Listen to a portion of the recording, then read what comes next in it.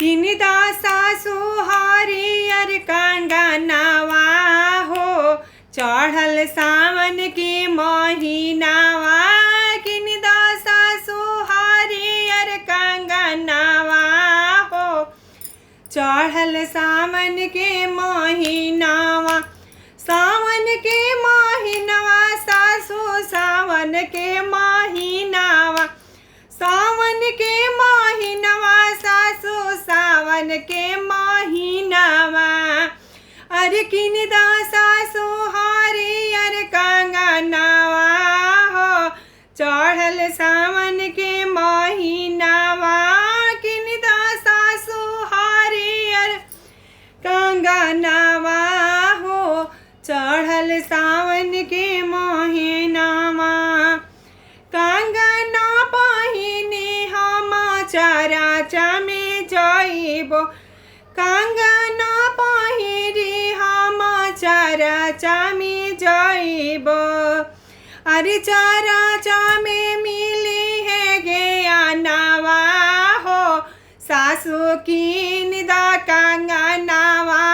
चराचा में मिली है ज्ञानवा हो सासु किनिदा कंगनवा। चढ़ल बाटे सावन महीनावा हो सासु किनिदा कंगनवा। चढ़ल बाटे सावन के महीनावा हो सासु किनिदा कंगनवा। कंगना पहिरी हम शिव से दया मांगबो। कंगना पहिरी हम शिव से दया मांगबो। दया करिहे भोला भंगिया हो सासु किनिदा कंगनवा।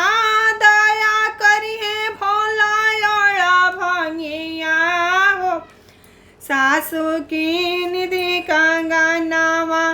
किनिदा सासु हरियर कंगनवा हो चढ़ल सावन के महीनावा। किनिदा सासु हरियर कंगनवा हो चढ़ल सावन